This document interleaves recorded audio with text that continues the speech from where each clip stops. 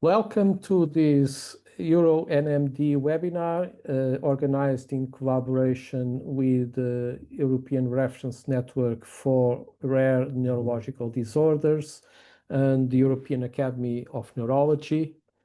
Today we are going to listen about update on antibodies in neuromuscular junction disorders by Professor Valentina Damato. She currently works as associate professor at the University of Florence, where she's interested in pathogenic mechanisms, clinical characteristics, and treatment strategies for antibody-mediated neurological conditions, with a particular focus on myasthenia gravis and neuromyelitis optica.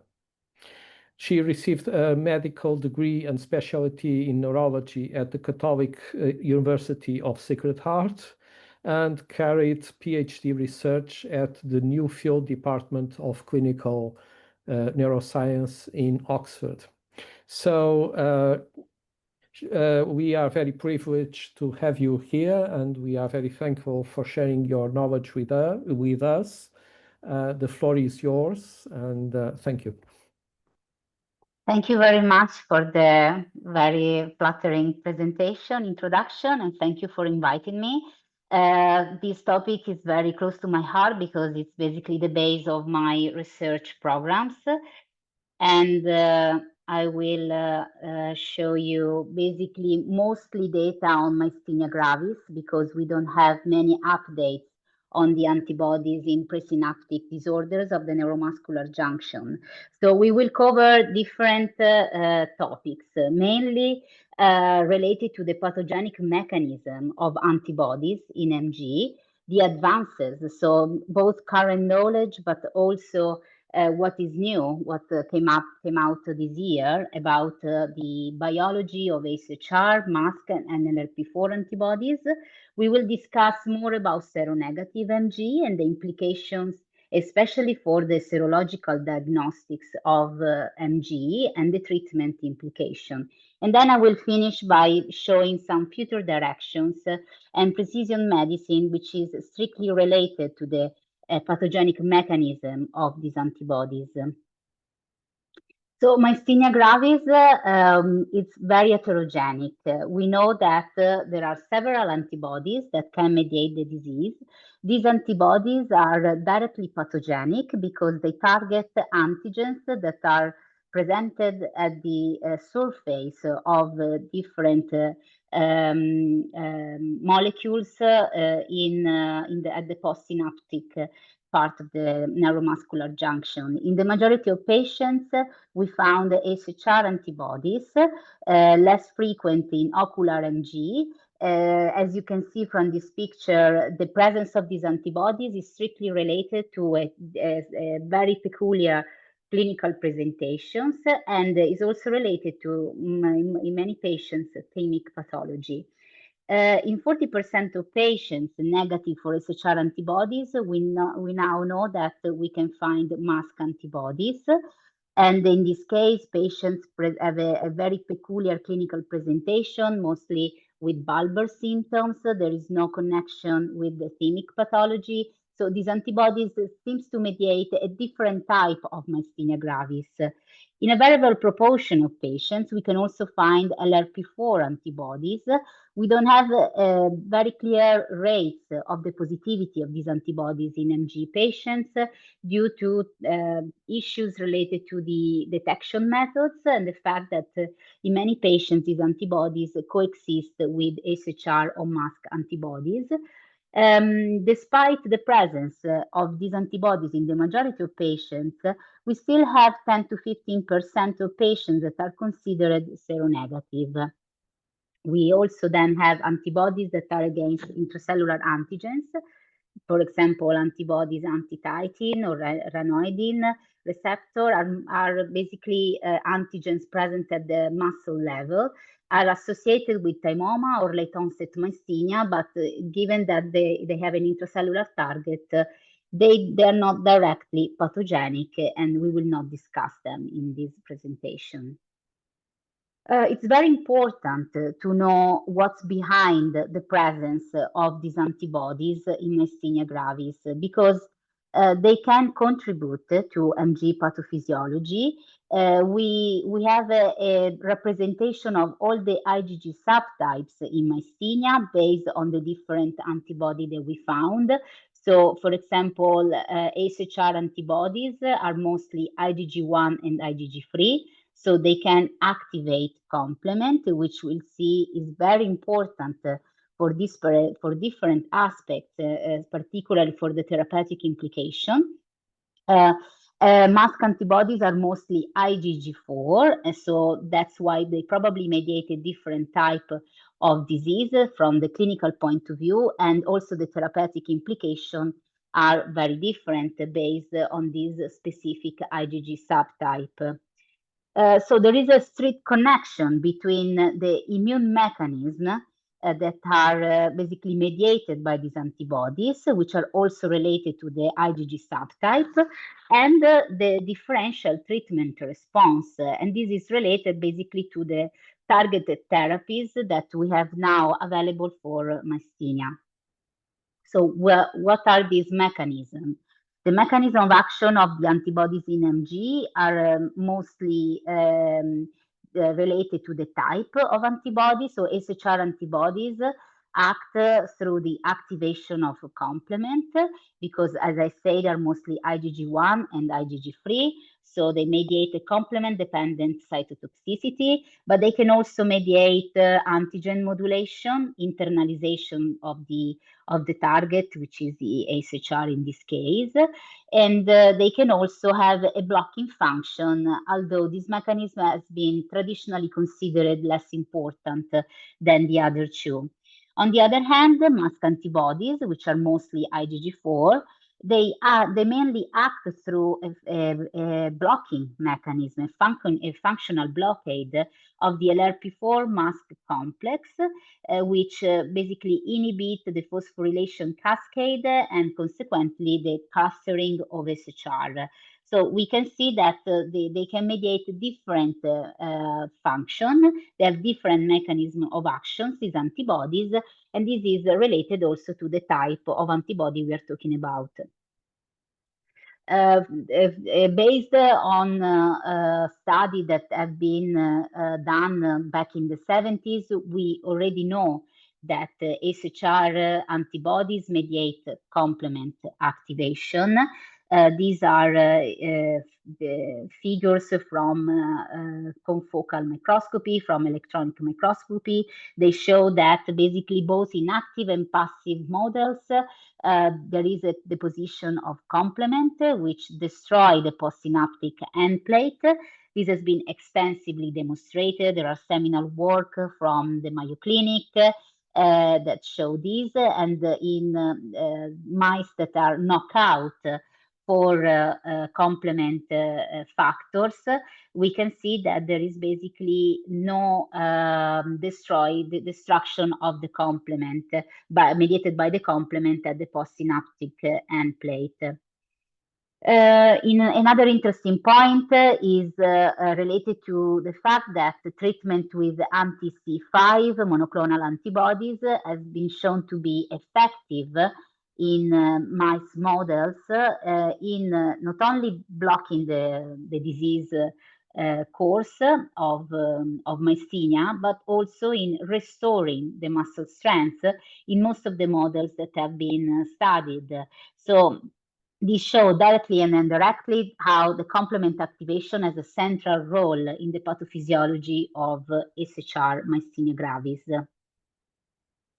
Now we also have another tool to study the pathophysiology of AChR myasthenia, because in the last few years we have been able to produce monoclonal antibodies directed against the AChR, isolated from, derived from the patient's blood, in which basically B cells are cultured as single cells, and then basically the heavy and light chain are sequenced and cloned, and so we can basically construct recombinant SHR-specific mAbs that are a very neat way to study their mechanism of action directly on models.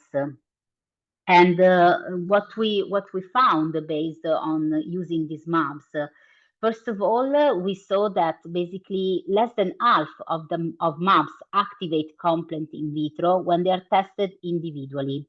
So these basically demonstrate that for the activation of complement, the antibodies needs to activate complement in a combination-dependent manner.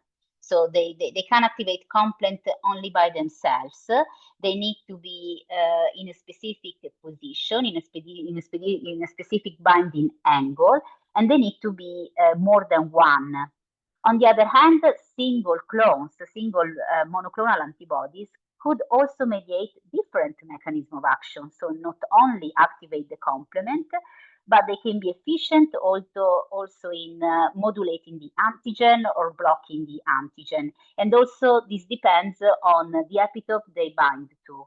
So basically using these mAbs, we had a clearer idea of how these antibodies act also in humans. And very recently, we also have this new tool. We have an high resolution cryo-M of the human adult SHR, and with the help of these monoclonal antibodies derived from patients with SHR myasthenia, we were able basically to reveal the different functional state. First of all, it was confirmed that the SHR antibodies, mostly IgG1 and IgG3, they can strongly recruit the C1q and so cause basically the formation of MAC and the membrane injury. It was also confirmed that they have multiple mechanism of actions at the antigen, so they can definitely activate complement, but they can also block the antigen in a conformational way. So something that was somehow underestimated before. It has been shown, thanks to this model, that the binding angle and the orientation of single antibodies determine the ability to trigger the actions of these antibodies from complement to the internalization of the antigen. And something very important is that classically, we always thought that these antibodies were binding against a specific epitope at the alpha-1 subunit of the SHR, which is called immunogenic main region. But this model showed us that basically these antibodies, these monoclonal antibodies, can bind very heterogeneously across different subunits of the acetylcholine receptor, which is a new information, very important also for several clinical implications that I will show you in the next slides. So how can we translate the study of the monoclonal antibodies in these models, so in vitro and in animal models, to the clinical practice? We need functional assays. So we need a paradigm shift from assays used only for diagnostic reason to assays used also to explore the pathophysiology of these antibodies. One of the first assays that was developed was an assay to check the formation of the MAC. So to check basically from patients' sera how the antibodies could activate the complement. This is a study from 2022. Basically, the study showed that from patients' sera, there was a high heterogeneity in complement activation. There was no link between disease severity and the titer of the antibodies, but there was a certain amount of link with the complement activation, although it was very heterogenic, so the predictive value of this assay was quite limited. Subsequently, the same group used a larger cohort with longitudinal samples. And as you can see from this figure taken from the paper, basically they show that antibodies, polyclonal antibodies from patients can mediate several different actions, from complement activation to blocking to internalization, and they can change during the course of the disease. So there is quite an heterogeneity also longitudinally. And there is, although there is a connection between the pathogenic mechanism shown here and the disease severity. So it's a very promising first step towards having functional assays that can be useful in the clinical practice. So if nowadays we use basically diagnostic assays to check for antibodies, although we know that the titers don't correlate with the disease severity, we expect to have more and more the possibility to use functional complement assays that can predict the disease course and the disease severity of patients. And going back to the study of the cryo-M model of the SHR, one of the main results was the fact that antibodies can be directed against different epitopes of the acetylcholine receptor, not only the main immunogenic region. And in this study, multicentric study, they use more than 500 samples derived from AChR positive MG patients. And they found out that antibodies could effectively be directed against different subunits. The immunodominance in the subunit of the subunit could also be associated with other characteristics of the patient. So they basically found two endotypes: young women with early onset myasthenia, high AChR titer, high disease severity, have mostly antibodies directed against the gamma subunit of the AChR, which is basically the fetal receptor of the AChR. On the other side, old patients with late onset myasthenia, lower titers, and a milder disease have mostly antibodies directed against the alpha subunit. So this is one of the first examples in which we see that shifting from detecting only antibodies or their titers to use functional assays, or also look into the subunit-specific immunodominance of these antibodies, can give us better information related to the disease severity of patients, their characteristic, and also some prognostic useful information. We also conducted a study based basically on the different relation between the banding of fetal and total AChR receptor. And actually we found different results from the study that I showed you in the previous slides. In our case, we saw that testing more than 200 samples from AChR myasthenia gravis patients who had a prevalence of antibodies directed against the fetal AChR had a better outcome. So we didn't really check for the MG severity based on MGFA, but we checked for the post-intervention status. These patients after therapy were doing better.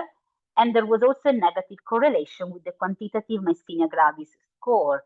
So in our case, there was patients with the prevalence of fetal AChR antibodies have a better outcome.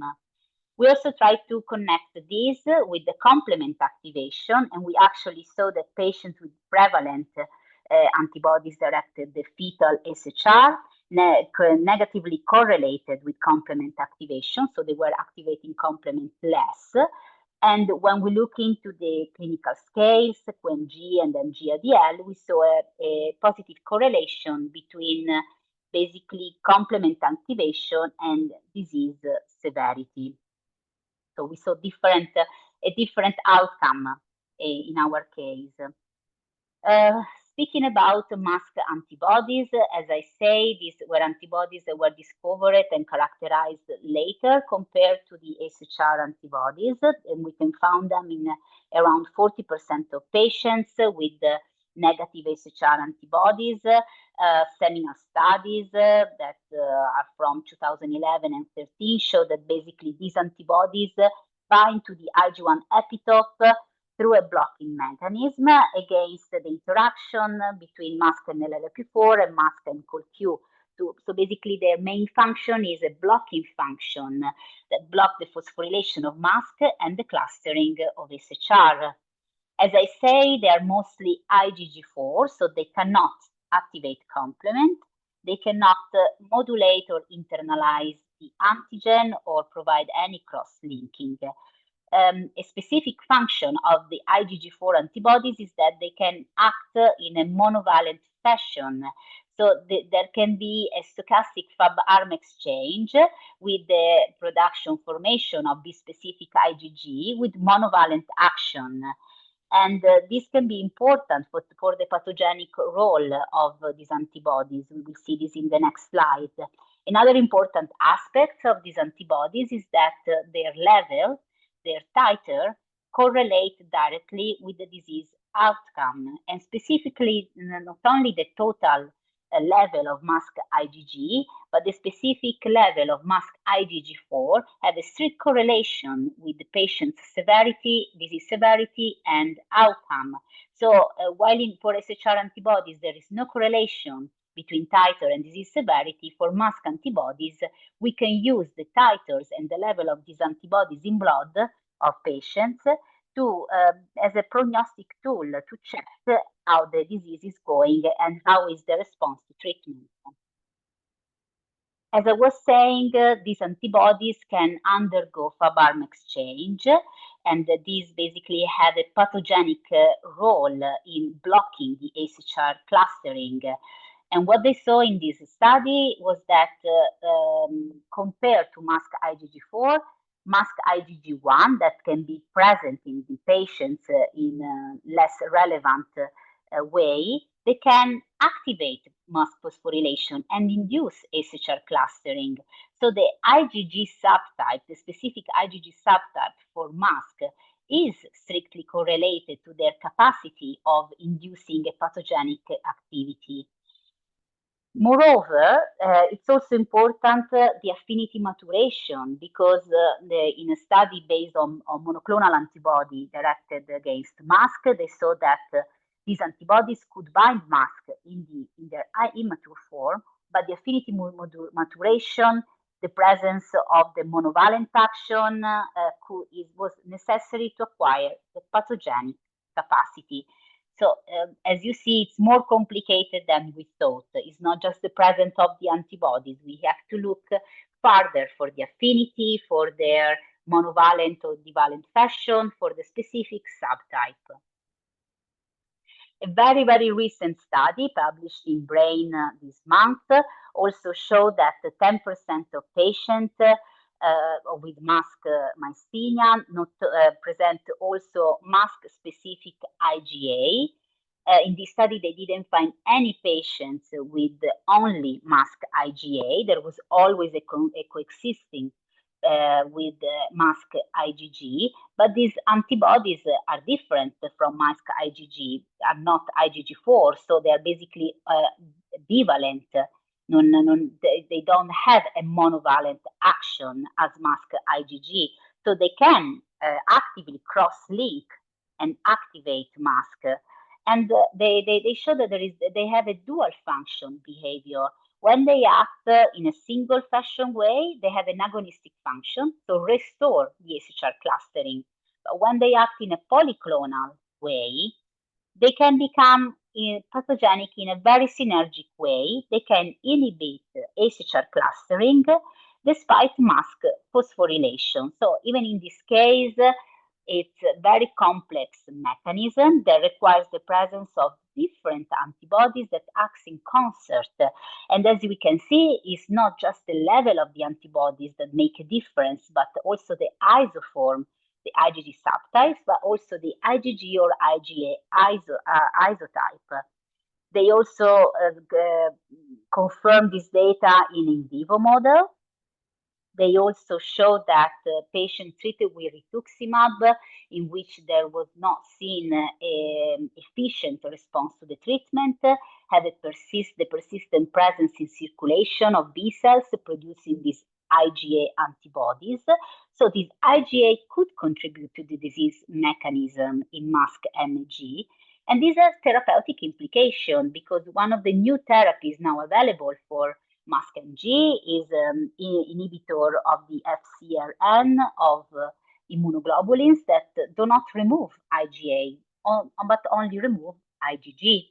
So this has also important implication, and it could become important to test for these IgA antibodies in order to stratify patients and decide what treatment is the best to start. We don't have many news related to LRP4 antibodies. We know that these are IgG1 or IgG3 antibodies, so they could potentially activate the complement. We don't have many information about the real prevalence of these antibodies in the MG population because, as I explained, there have been used different assays to detect them in very different populations, and they were found also in patients that didn't have myasthenia. For example, in this study, they found a very high proportion of patients with ASL that have this type of antibodies. So we are not sure if these antibodies are really relevant from the clinical point of view. There is the evidence of complement activation in LRP4 myasthenia, especially from the mice model, both actively immunized with the extracellular domain of rat LRP4 and passively immunized with the passive transfer of IgG from LRP4 immunized rabbits to mice. But the last mouse model published in 2024 actually showed that the complement deposition in animal models is quite poor, and they can retain complement cytotoxicity activity, but it's quite controversial the actual capacity of these antibodies of activating complement. What about seronegative myasthenia? We say that these patients don't harbor antibodies against SHR, MuSK, LRP4, or at least these are not detected with standard assays. And a recent study from basically muscle tissue directly from patients, so that there was a complement deposition in the muscle of patients with seronegative myasthenia at the motor end plates. So these patients were not tested with the up-to-date detection assays to look for antibodies that are not found with standard assays. So they were not tested by live CBAs. So we don't know if they could have actually SHR or MuSK antibodies with low affinity. So this raised question in seronegative myasthenia. Are there new antibodies that potentially could activate complement and mediate the disease? Or we just need better detection methods to check for antibodies that we already know? And live cell-based assay in this context had a great contribution because basically live cell-based assay comprehend a mechanism in which basically we are able to express the SHR in its native conformation, allowing the binding of antibodies in a natural way. So no epitopes are basically hidden in this way. And this basically led to the identification of clustered SHR antibodies that are basically antibodies that can be evidenced by the application of the live cell-based assay. They can activate complement. They're mainly IgG1. We cannot find them with radioimmunoassay or ELISA because they are low affinity.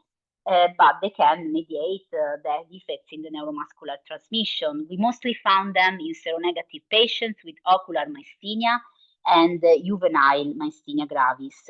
They're normally patients with a milder disease course, but it's not always the case. They will also find patients with thymoma and this type of antibodies.